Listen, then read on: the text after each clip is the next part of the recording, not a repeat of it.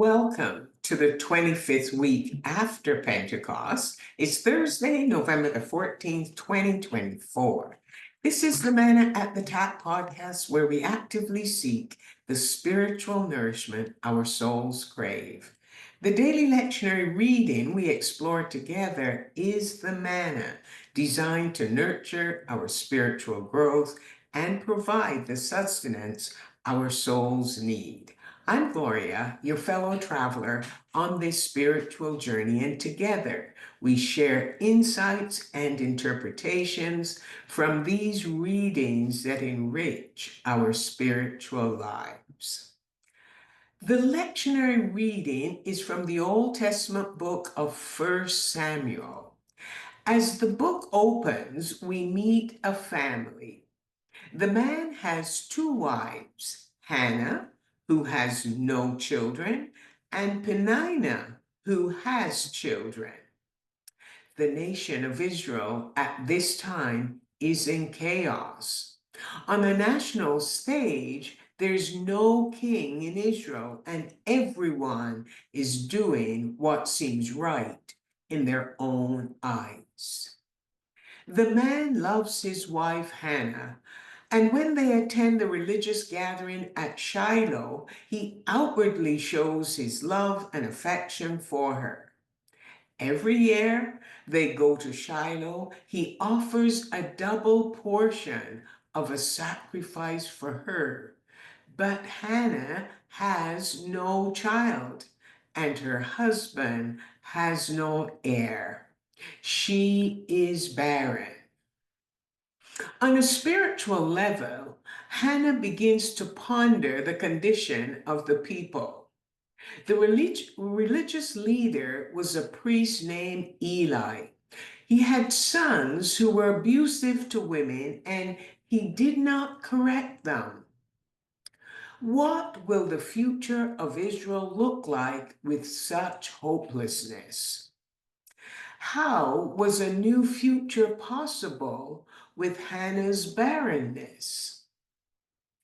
Hannah's solution was to go into the house of the Lord in Shiloh.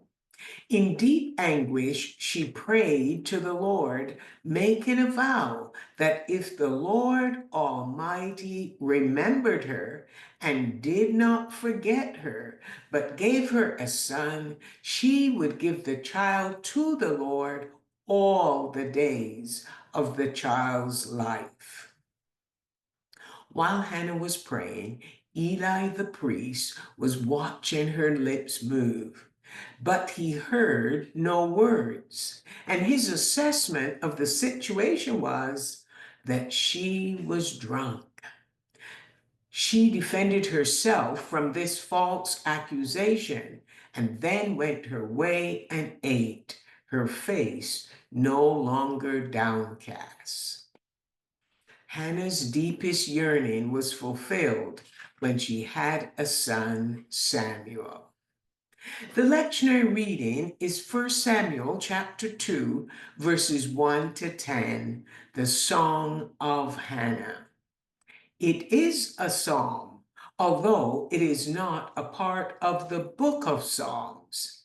It is filled with praise and is a thanksgiving offering to God. Hannah's worth, her dignity, and rightful place with her husband have all been restored, and she responds by singing this song of praise. But this is not just a song for her. It also embodies the nation.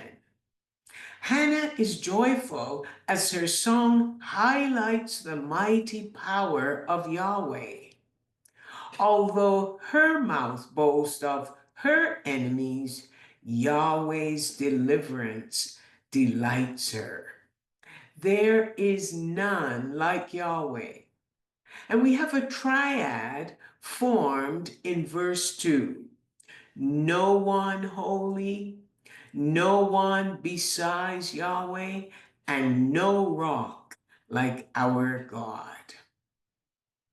Hannah sings of Yahweh's transformative power and Yahweh's willingness to intervene because he gives hope to those who are weak and marginalized.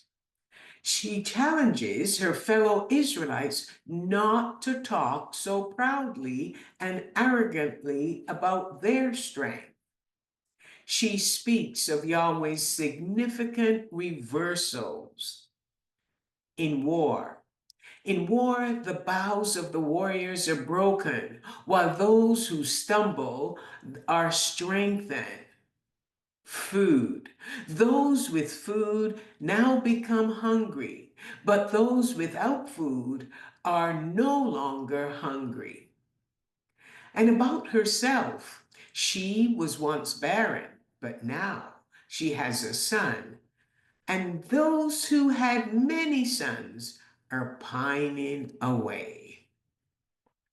Hannah sings about Yahweh's providential care for humanity and how he keeps his creation from sinking into chaos by silencing the wicked. People flourish because Yahweh graciously causes them to thrive, and he destroys those who oppose him. He gives strength to the king, his anointed one, and those who rely on him will finally receive the strength they need.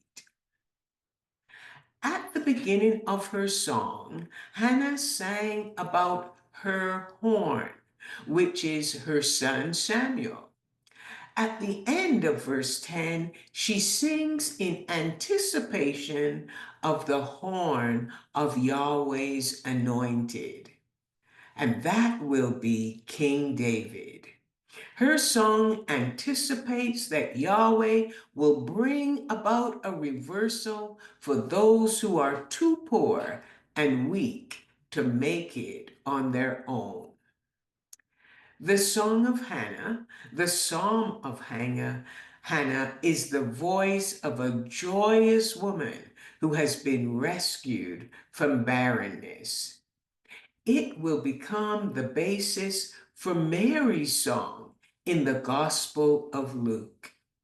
Mary was given a child who would cause the most significant historical reversal. According to Galatians chapter 4, verse 4a, at the right time, God sent his son who was born of a woman.